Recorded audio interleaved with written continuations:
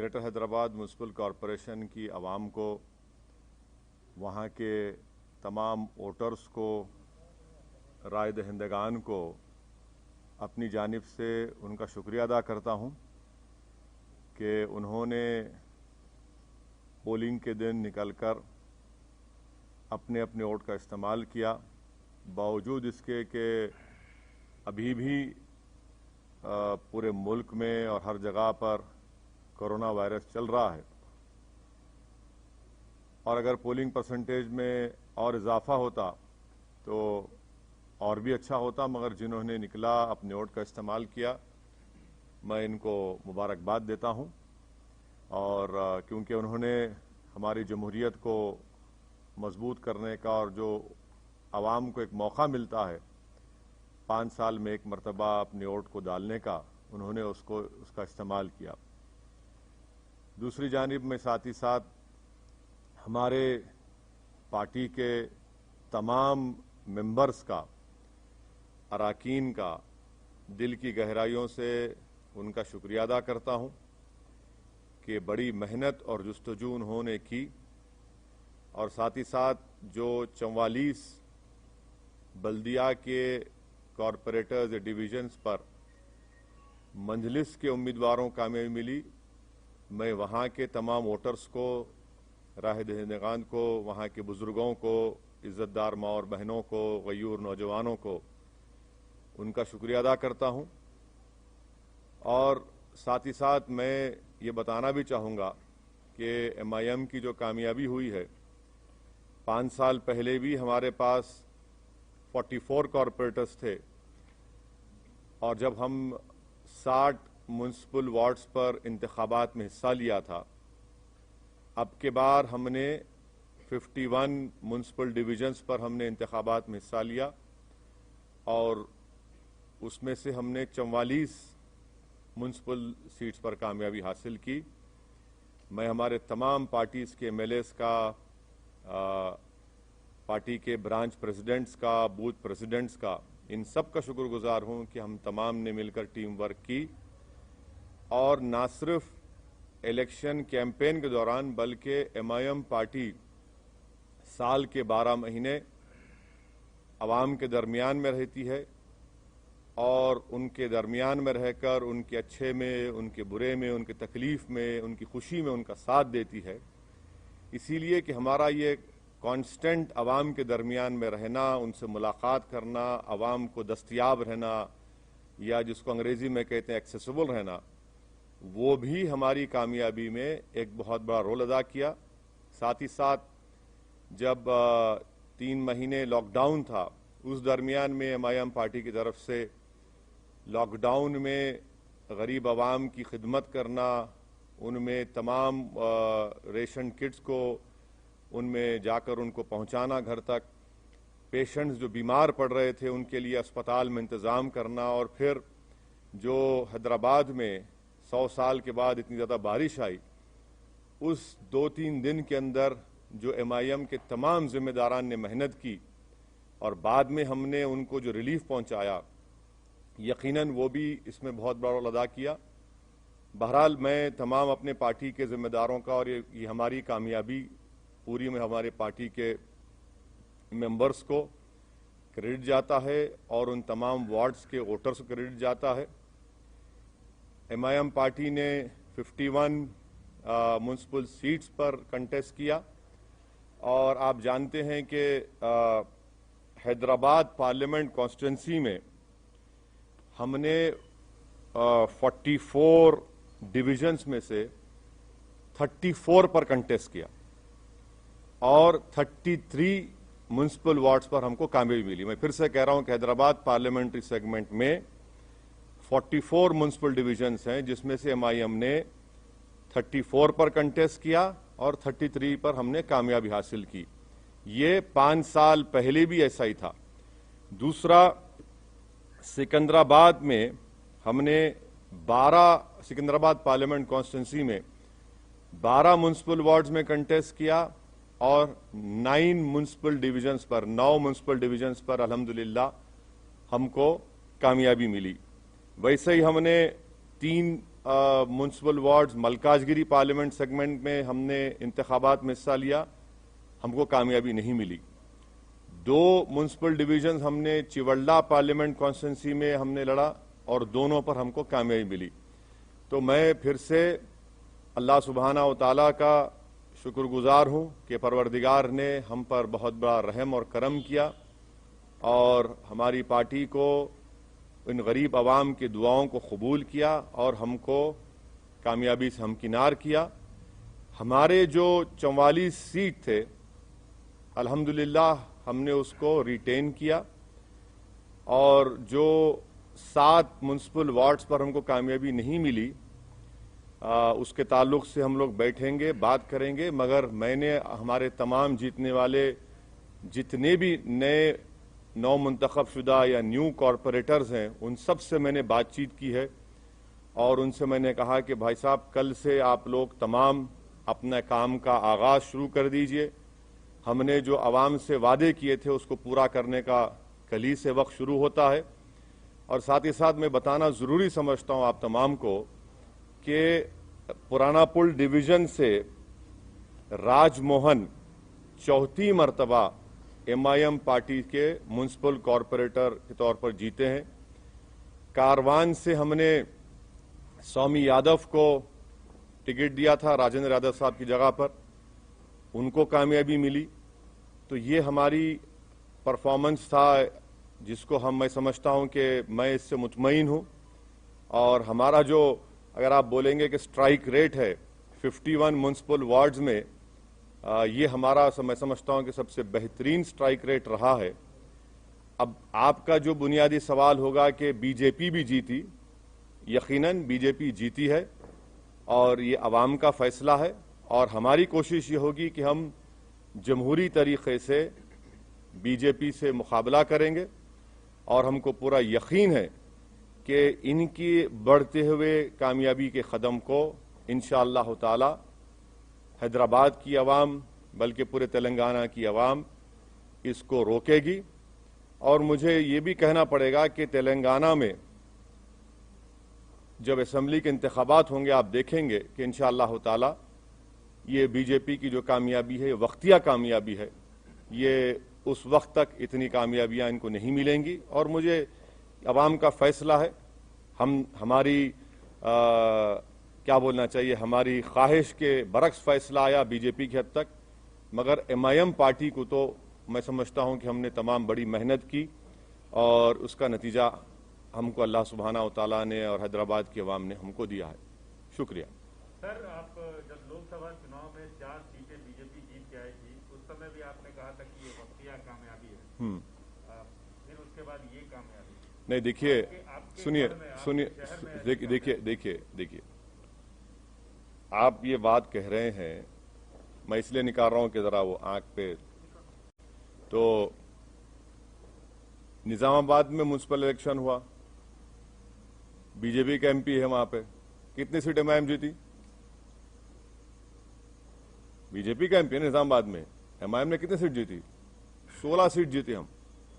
तो आपको बता रहा हूं कि होगा ये, इलेक्शन का वर्डिक्ट है, म्युनिसिपल इलेक्शन है, थोड़ा ऊंच नीच होती है। और मुझे यकीन है कि मैं तो प्रिवी नहीं हूं, ना मुझे अख्तियार है TRS पार्टी पर बोलने का, मगर मुझे यकीन है कि ये लोग देखेंगे क्या करना चाहिए, क्या सही करना चाहिए, कितना अच्छा करना चाहिए, उसको देखेंगे, मगर उनके पार्टी का मसला है। सर, अभी मेयर और डिप्टी मेयर के लिए ये बात आती है कि आप किसको सपोर्ट करेंगे, क्योंकि आपका सपोर्ट अब प्रसाद साहब, जरा थोड़ा खुशी का मौका है, थोड़ा आज तो एक रात छोड़ दो आप। लेकिन बहुत अहम बात है। हाँ बिल्कुल है, नहीं हर चीज अहम है। इतनी बड़ी कामयाबी हमको जो मिली है वो यकीनन एक बहुत बड़ी कामयाबी हमको मिली है और हम फैसला करेंगे, बैठ के बात करेंगे। कल मैं हमारे पार्टी के तमाम जिम्मेदार हजरात से मैं उनसे बात करूंगा, उनसे मशवरा करूंगा, उनकी राय हासिल करूंगा, उसके बाद हम कोई फैसला करेंगे। यकीनन हमको फैसला करना है, हम करेंगे। सर, योगी आदित्यनाथ ने ये कहा है कि भाग्यनगर का भाग्योदय अब शुरू हुआ है और JP नड्डा ने भी ये कहा है कि 2023 में बीजेपी की सरकार होगी, KCR की करप्ट सरकार को हम निकालेंगे। तो आप उस पर कैसे देखते हैं? अब जाहिर है ये तो इस तरह की बातें करेंगे ना भाई। जहां पर योगी आए थे क्या हुआ, टाइम हो गए। सर्जिकल स्ट्राइक बोले थे ओल्ड सिटी के ऊपर, अब डेमोक्रेटिक स्ट्राइक हो गया बीजेपी के ऊपर। ये तो डेटा आपके सामने है, एम्पिरिकल एविडेंस आपके सामने है। हम तो योगी आदित्यनाथ से यही कहेंगे कि आप तो मुंबई गए थे, ज्यादा एक्टिंग मत करिए, हकीकत की दुनिया में आ जाइए और जो जुल्म वहां पर दलितों पर किया जा रहा है उसको खत्म करिए। जो खवानीन आप कॉन्स्टिट्यूशन के खिलाफ बना रहे हैं वो रोकिए। और मुझे यकीन है कि केसीआर गो हमारे अपोजिट पार्टी के हैं, मगर एक बात मानना पड़ेगा, एक रीजनल फेस है और वो रीजनल फेस आज भी इंपॉर्टेंट है, कल भी इंपॉर्टेंट रहेगा। और थोड़ा सा अगर वो लोग जो भी उनके चीजें सही करना है कर लेंगे तो he still a very important and I am sure कि केसीआर जो है वो बीजेपी के ऊपर बहुत बड़े भारी पड़ेंगे आने वाले वक्त में। तो क्या आप उनको सपोर्ट करेंगे अगर मेयर की सीट चाहिए तो? मैं अभी आपसे कहा हूं मैडम कि जरा थोड़ा सांस लेने दीजिए, थोड़ा हमको अपनी इतनी बड़ी कामयाबी हमको मिली है, थोड़ा हमारे तमाम पार्टी के जिम्मेदारों से हमको अपनी उनकी खुशी का हिस्सा बनने दीजिए। और कल सुबह में हम तमाम पार्टी के हमारे जिम्मेदारों से, एमएलएज हैं, एमएलसीज हैं, सीनियर हमारे पार्टी के लीडर्स हैं, उन तमाम से बात करेंगे, मशवरा करेंगे और जो भी फैसला होगा आप तक पहुंचाएंगे। सर, आपने अपने घर हैदराबाद से अपील की थी जब चुनाव प्रचार कर रहे थे कि बीजेपी को यहाँ पर कंप्लीटली रिजेक्ट किया जाना चाहिए, लेकिन आप ही के घर में बीजेपी नंबर कहाँ देखिए, आप लोग नेशनल चैनल पे आपको बड़ी मोहब्बत हो गई असदुद्दीन ओवैसी के घर में। मेरे घर में कौन जीता? हम तो कह रहे हैं कि मेरे अंगना में तुम्हारा काम ही नहीं है। अरे ना, आप देखे सुनिए, आप बताइए, चलिए मेरे घर में कहाँ जीते? नहीं आप नहीं, सुनिए एक बात सुनिए। आप जब कह रहे हैं तो आप बताइए कौन सी जगह पर। हम तो जहां योगी गए वहां हराए, जहां अमित शाह आए वहां हारे। आपने कहा था पुराने शहर में सर्जिकल स्ट्राइक करेंगे, हमने कहा डेमोक्रेटिक स्ट्राइक करेंगे, डेमोक्रेटिक स्ट्राइक हो गया। अब नेशनल मीडिया को बीजेपी के बाजा बजाने का इतना शौक है तो बजाइए आप, मगर हमारे कंधे पे रखकर बाजा मत बजाइए। आप खुलकर कहिए कि हम बीजेपी की बैंड पार्टी हैं, हम बाजा बजा रहे हैं। हम आपसे कहना चाह रहे हैं कि हमारे घर में बीजेपी का जो पोजीशन था वो क्या है आप देख लीजिए। हम आपको फिर से कह रहे हैं कि हैदराबाद पार्लियामेंट सेगमेंट में 44 म्युनिसिपल डिविजन्स हैं। 5 साल पहले भी हमने 34 पर लड़ा था, 33 जीते थे। इस बार भी हम 34 लड़े हैं, 33 जीते हैं। अब आप बताइए, आप लोग तमाम माशाअल्लाह से आइंस्टाइन के करीबी दोस्त हैं, मैथमेटिक्स में आप लोग बहुत अच्छे हैं, हम तो वीक हैं, इसीलिए हम पॉलिटिक्स में। आप बता दीजिए कि ये नंबर सही है गलत है। सर आप हमेशा हैदराबाद और तेलंगाना की जो फैब्रिक है, गंगा जमुनी तहजीब है, उसकी वकालत के मद्देनजर आप बीजेपी और फिरका परस्त ताकतों को रोकने की बात करते रहे हैं। उसी के मद्देनजर आप केसीआर को भी सहयोग करते रहे हैं कई चुनाव में, मतलब लोकसभा और विधानसभा में। तो इसमें तो नहीं था ना कोई अलायंस हमारा। नहीं, इसमें नहीं था। तो क्या थैंक यू। बीजेपी को रोकने के लिए जैसे आप वकालत करते हैं तो क्या आगे हाथ मिला सकते हैं? क्योंकि जो ये आंधी है, जैसा बीजेपी, आप आंधी बोलते? हाँ, बीजेपी आसमान देखिए कितना साफ है, इतना अच्छा मौसम है, ना हवा। देखिए सुनिए, ये लफ्ज आंधी का क्या मतलब? अरे भाई, अगर आंधी होती तो एमएलसी क्यों हार गए महाराष्ट्र में? महाराष्ट्र में हार, अरे ठीक नहीं जी, अरे भाई आवाम का फैसला है, मगर जरा अल्फाज का इस्तेमाल जो है ना, जरा उसके ऊपर देख कर करिए। आंधी कहाँ आंधी है भाई? अरे भाई, तूफान आपके सामने बैठा हुआ है, आप कहाँ आंधी की बात कर रहे हैं? सर, अब चार मीनार की तो बात हो गई, क्या आप कोलकाता के हावड़ा ब्रिज पर कूच करेंगे सर? नहीं, इलेक्शन लड़ना तो प्रसाद साहब मेरे लिए जरूरी है। मैं जब तक जिंदा रहूंगा मैं इलेक्शन लड़ता रहूंगा, और मुझे जीतने से या हारने से कोई मतलब नहीं है, मुझे लड़ने से मतलब है और मैं लड़ूंगा। अब रहा सवाल, आपके सवाल का जो स्पेसिफिक जवाब है, अब इलेक्शन से हम लोग थोड़ा हैदराबाद के इलेक्शन से फारिग हो चुके हैं, अब बैठ के बात करेंगे आने वाले एक 6-7 दिन में, और फिर इंशाल्लाह फिर अपना सफर शुरू रहेंगे। सर यही फॉर्मूला आप वेस्ट बंगाल में, मतलब आपने कहा था सोमित देखिए, मैं आपके सामने कई मर्तबा इन पर्टिकुलर आपके तमाम से कहूं कि केरला में और आसाम में मैं नहीं जाऊंगा। ये मेरा एक डिसीजन है और हम उसके पाबंद हैं। वहां पर बदरुद्दीन अजमल साहब की AIDUF है, IUML केरला में है, हम वहां जाकर उनको डिस्टर्ब नहीं करेंगे। अगर कभी उनको गलती से मेरी जरूरत पड़ गई मुझ जैसे दीवाने की, तो वो मुझे कॉल कर ले, मैं आ जाऊंगा, नो प्रॉब्लम। सर बीजेपी ये भी कह रहा है सर, ये बीजेपी ये भी सर बीजेपी नहीं, केरला और आसाम की बात कर रहा हूं। वेस्ट बंगाल, तमिलनाडु में तो लास्ट टाइम लड़े हम लोग, एक सीट लड़े थे, वानियमबाड़ी की सीट लड़े थे हम लोग एक, बिल्कुल तमिलनाडु में लड़ेंगे, क्यों नहीं लड़ेंगे? सर बीजेपी इधर भी राइट साइड बहुत हो गया, लेफ्ट विंग भी है, लेफ्ट साइड भी है। सर बीजेपी ये क्लेम करता रहा कि MIM का और मेनली जो TRS का अलायंस है, मतलब इश्यू बेस्ड जो सपोर्ट था वो रूम के अंदर ही रहा है। तो मतलब सर ये तो इसका मतलब ये है, इसका मतलब है कि बीजेपी को ये मालूम कि मैं टॉयलेट में जा रहा हूं तो क्या हो रहा है? क्या बात है यार। सर जिस तरह से ये मुद्दे उठाए गए थे इस बार बीजेपी के द्वारा, जिस तरह का ध्रुवीकरण किया गया था, क्या आपको लगता है कि ये कहीं ना कहीं काम किया और आने वाले चुनाव में जो इसे और ज्यादा मजबूती के साथ पेश करेगी बीजेपी? मेरे कॉन्स्टिट्यूंसी में तो काम नहीं किया।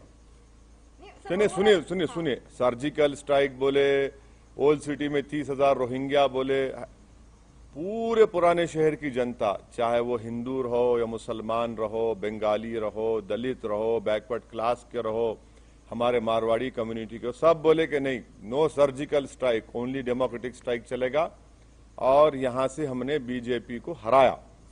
अब दूसरी जगह का ये एक म्युनिसिपल इलेक्शन है, मुझे यकीन है कि मुझे कोई बता रहे थे कि मिस्टर केटी रामाराव जो वर्किंग प्रेसिडेंट हैं, उन्होंने अपने PC में कुछ बातें कही हैं, और मुझे यकीन है कि एक के चंद्रशेखर राव बहुत ही मंजेवे सियासतदान है, वो डायरेक्ट हर चीज का चार्ज लेंगे और वो देखेंगे कि क्या करना है क्या नहीं करना है, और उनके पार्टी का मामला है। अब जहां तक बीजेपी का मामला है, वो तो यही बात करते आएगी ना कि रोहिंग्या, बांग्लादेशी, अफगानी और सर्जिकल स्ट्राइक, जिन्ना, तो ये सब रिजेक्ट हो गया। जिसको जिन्ना बोले, पब्लिक बोली जिन्ना नहीं, वो हमारा जीना मरना हमारा एतमाद हम पर किया, हम वोट दिया। तो ये तो चलता है, बीजेपी की अपनी लैंग्वेज कहां बदलेगी बीजेपी? सर मेरा सवाल ये है कि क्या आपको लगता है कि ओल्ड हैदराबाद और AIMIM को टारगेट करके कहीं ना कहीं बाकी का जो GHMC का इलाका था वहां पर जो है, अब देखिए, अब ऐसा है ना मैडम, अब किसी के घर में कल सुबह में भैंस या गाय दूध नहीं देंगी, मेरे को बोल दो आप, मैं जिम्मेदार हूं। सुबह कल मुर्गी पुकारेगी नहीं, सुबह 4 बजे, अरे शायद ओवैसी यहां से गया होगा। अरे छोड़ दीजिए ना, कहने हर चीज में आप लिखिए ओवैसी के घर में ऐसा हुआ, अरे मैं कहां जिम्मेदार हूं? मेरे घर का तो मैं रिकॉर्ड पेश कर दिया आपको, अब दूसरों को बताना पड़ेगा। कब तक आप लोग हमको इस्तेमाल करेंगे? भाई दिल्ली के स्टूडियो में बैठ के ओवैसी, अरे भाई छोड़िए हमको, हमारा रिकॉर्ड सामने है। हम लड़े 51, अगर हम लड़ लेते 80 तो क्या होता फिर? हाँ, ये भी तो सोचो आप।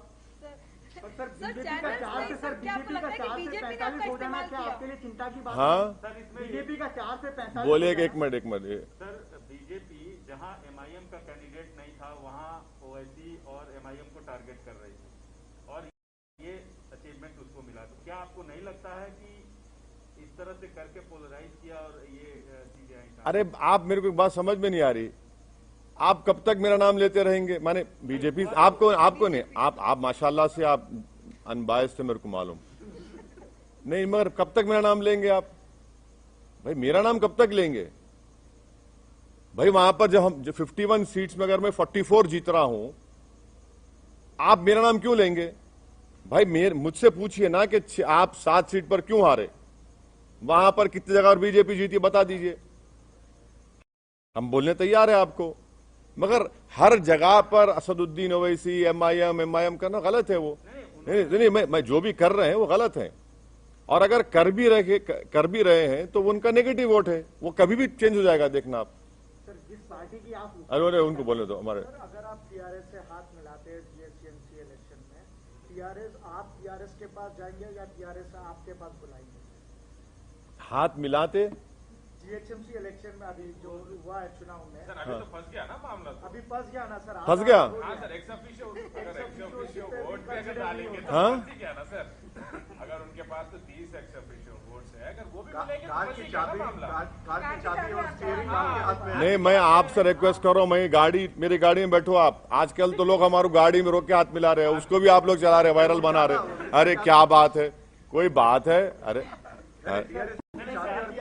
कोई नहीं है, नहीं, हमारी गाड़ी अलग है, उनकी गाड़ी अलग है। क्या हम क्या भूखे फकीर है? गाड़ी नहीं है हमारे पास, मोटरसाइकिल है, मोटरसाइकिल फिरा। अरे क्या बात कर रहे हैं आप? क्या? सुनिए एक बात सुनिए, ये पूरे इलेक्शन कैंपेन में मैं खुद अपनी मोटरसाइकिल पर 650 किलोमीटर फिरा हूं। अब बोलो आप। और 65 पब्लिक मीटिंग एड्रेस किया मैं। अब रहा सवाल कि आपका इनडायरेक्ट नहीं, मेरी गाड़ी अच्छी है। मैं आप तमाम को दावत दूंगा, अगर कभी बैठना है तो आइए, लिख जाता हूं आपको, हैदराबाद का दिखाता हूं आपको। जहां तक मेयर डिप्टी मेयर का सवाल है, आप टाइम दीजिए, कल मिलेंगे, थोड़ा खुशी का मौका है, थोड़ा उसको एंजॉय। नहीं, गाड़ी नहीं है मेरी गाड़ी। देखिए सुनिए, जहां तक एमआईएम पार्टी का जो डिसीजन होगा वो मैंने फिर से आपको रिटीरेट कर रहा हूं, फिर से बोल रहा हूं कि हम अपने पार्टी के एमएलए से, एमएलसी से, पार्टी के सीनियर लीडर से, हमारे पास एक प्रोसेस है, हम लोग बैठेंगे, बात करेंगे, उसके बाद बताएंगे आपको। इतनी जल्दी क्यों आपको है? हेडलाइन न्यूज आप जब बनाइए, अभी क्यों बनाएंगे? सर खुशी का मौका है सर, आपके लिए खुशी का मौका है, बहुत खुश हैं। टीआरएस हारी है, आपकी दोस्त है, हारी है, आपको फिर भी खुश है, बताइए। नहीं, देखिए आप क्या बोलना चाह रहे हैं? नहीं, क्या बोलना चाह रहे हैं आप? बोलिए। आपने क्या बोलना चाह रहे हैं? नहीं, अरे देखिए ना, बगैर आपके सपोर्ट के तो आगे नहीं बढ़ सकते सर। अरे भाई साहब, ये तो अभी तो इस रात को तो गुजरने दीजिए, कल सुबह का सूरज नया निकलेगा, कल बात करेंगे, बात करके पार्टी में क्या होगा, क्या करना है, कैसा करना है। हम कहां छोड़ के भागेंगे आपको? ना आप छोड़ेंगे ना हम छोड़ेंगे आपको, फिक्र मत करिए। ऑलरेडी कॉल नहीं आया है सर। हाँ, आपको कॉल ऑलरेडी मेरा फोन आप रख लो, सुबह तक अगर आप सो गए तो आप मेरे को सुबह लाके दे दो, आप रख लीजिए फोन, मैं देने तैयार हूं आपको मेरा फोन।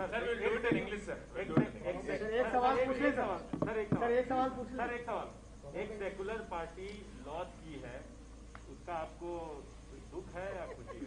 हाँ, एक सेकुलर पार्टी लॉस की है यहाँ पे। नहीं, मैं आपसे कह रहा हूं ना कि यकीनन मुझे इस बात का पूरा यकीन है कि के चंद्रशेखर राव एक ना सिर्फ तेलंगाना बल्कि साउथ इंडिया का एक बहुत बड़ा पॉलिटिकल चेहरा है, और वो जब सामने आएंगे और आ रहे हैं, वो देखेंगे उनकी पार्टी का मसला है, क्या क्या हुआ, क्या नहीं हुआ, क्या करना चाहिए, कैसा करना चाहिए।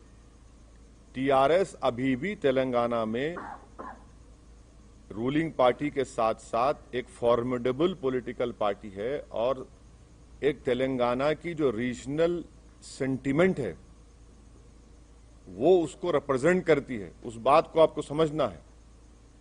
और यकीनन उनको नहीं मिली, वो नियरली 42-43 सीट्स पर उनको नाकामी मिली। मुझे यकीन है कि केसीआर इसको देखें, क्योंकि उस आदमी का पॉलिटिकल जर्नी मैं जानता हूं। जब मैं एमएलए था अकेला असेंबली में, जब से इनको देख रहा हूं, वो देखेंगे। सर जिस पार्टी की आप मुखालिफत करते हैं, सर एक सवाल ले लीजिए। अब ये आप कुछ पूछना चाह रहे हैं मैडम? एक सवाल सर, जिस पार्टी की आप मुखालिफत करते हैं, वो पार्टी जो है 4 से 45 हो जाती है सर। आप असदुद्दीन ओवैसी इस बात से चिंतित नहीं है सर? क्या असदुद्दीन ओवैसी इस बात से चिंतित नहीं? अच्छा, इंग्लिश में बोलिए, इंग्लिश में।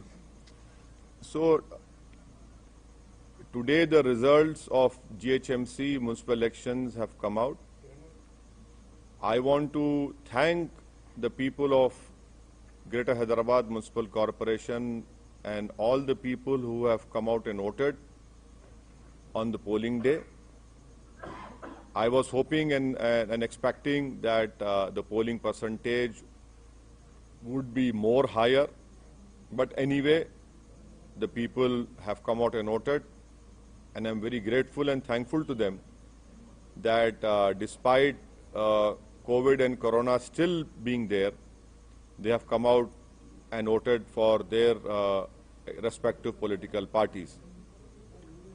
I am thankful to the Almighty Majestic Allah Subhanahu wa Ta'ala for His great blessings, and I'm also thankful to the people of Hyderabad, the voters of those 44 municipal wards where MIM party could regain them. I'm extremely thankful, and I have no words to thank my party members, my MLAs, my MLCs, my colleague from Imtiaz Jalil who had come down and campaigned here, and to all of them whose hard work, Alhamdulillah, Allah Subhanahu wa Ta'ala and the people of Hyderabad have rewarded us. We were able to retain the 44 municipal wards out of the 51 we had contested, and this is the highest strike rate of a political party. And let me also please remind you that 5 years ago, MIM had contested 60 municipal wards and we could win 44. This time we contested 51, we could win 44.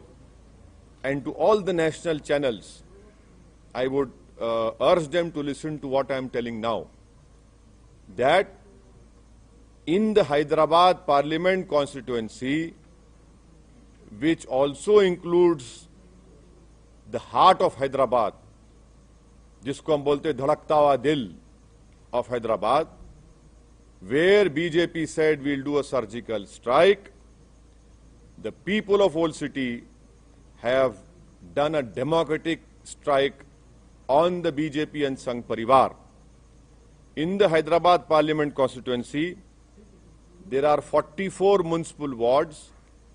MIM party contested 34 and we won 33. This is the same number which we contested 5 years ago, and now it is the same number. In Chivalla Parliament constituency, we contested 2 municipal wards. We again retained them, Alhamdulillah. In Malkajgiri Parliament segment, we contested 3 municipal wards. We could not win. In Sikandrabad Parliament constituency, MIM contested 12 municipal wards. We won 9. That is the exact position of the victory of MIM party. And thirdly, I have spoken to all my newly elected municipal corporators. I have congratulated them and I have reminded them that their victory has been possible only because of the Almighty God, the hard work put in by all the MIM members, and because of the voters of their respective wards.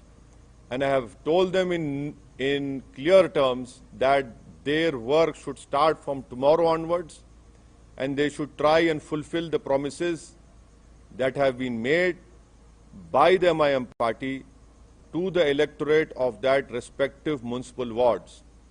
And may I also tell you that this victory also shows that MIM party's continuous work of being in the midst of the common man, representing them, being in their happiness, helping them when they are in trouble, and helping them whenever they required any helping hand. That is why the MIM party could retain 44 municipal wards.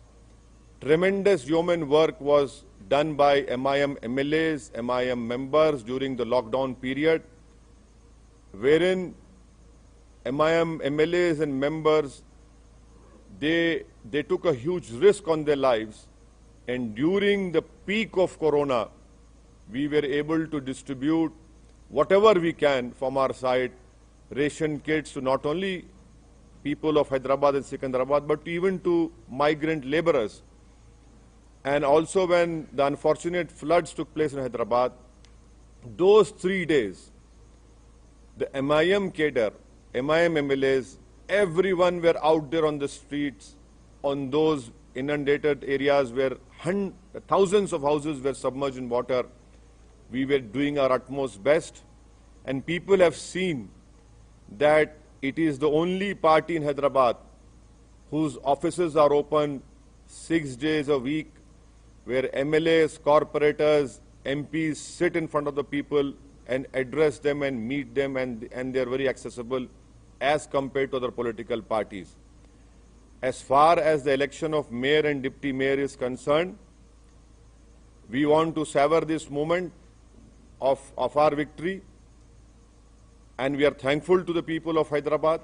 In all humility, I salute them, and I have no words to thank them. But tomorrow I will be meeting my party MLAs, my party MLCs, my senior leaders.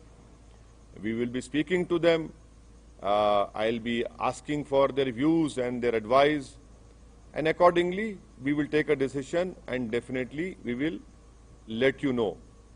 So this is what I have to tell you as far as today's electoral verdict of Greater Hyderabad Municipal Corporation is concerned. Sir, as you said, the people have done democratic strike on the BJP party Sangh Parivar. And sir, after massive aggressive campaigning by the big guns like big faces who have landed in Hyderabad city, who also इतना बड़ा gun यहाँ बैठा हुआ है, तुम्हारे को वही gun दिख रहा है? हाँ, तोप है ये? क्या बात कर रहे हैं आप गन क्या बोल रहे हैं? क्या हम क्या वो है बरमार है? क्या बात कर रहे हैं? अरे क्या, अरे छोड़ दीजिए. देखिए, see, the BJP said that we will do a surgical strike on Old City. The BJP said that there are 30,000 Rohingyas in voter list. The whole campaign was focused on the people of Old City, and the people of Old City have replied to them, have told them that you cannot demean the people of Old City in this way. And they have given a proper befitting reply to BJP, and that is why you see in Hyderabad Parliament constituency, the BJP have lost badly as far as MIM is concerned, and I'm thankful to the people of Old City.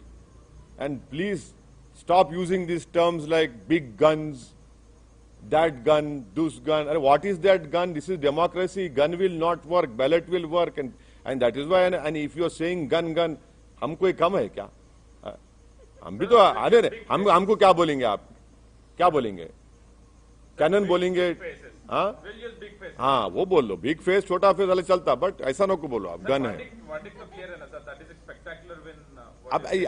You see, your love for BJP comes out when you ask me a question, so I cannot stop you for that. So, but if they've seen 100% increase from last year, how do you see that big jump from the BJP? Yes, it is. Yes, it is a verdict given by the electorate of Greater Hyderabad Municipal Corporation, but I am not privy to the affairs of BJP or TRS.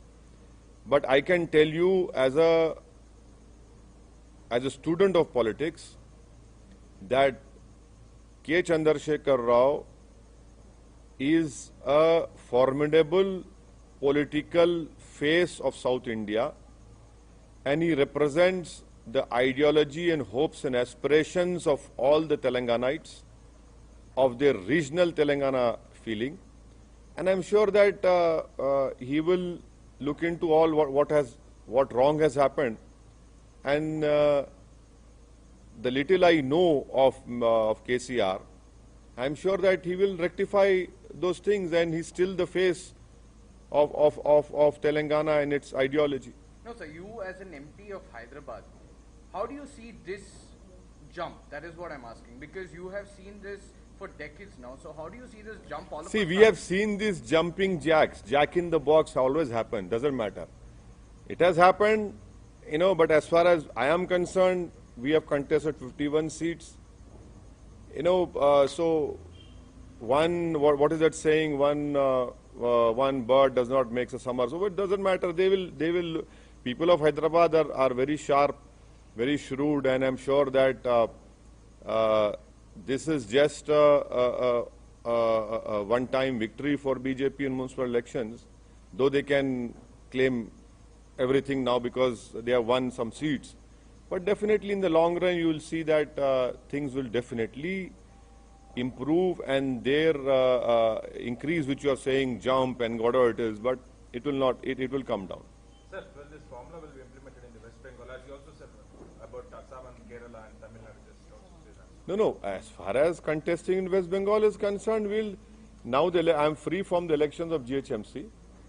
I will speak to my people from West Bengal, and then we'll decide what is wrong in contesting. You must contest elections. A political party must contest elections. We know. See, I am not afraid of losing elections. I have said this many times, and we'll decide what to do. Anything else? Thank you so much. Good night.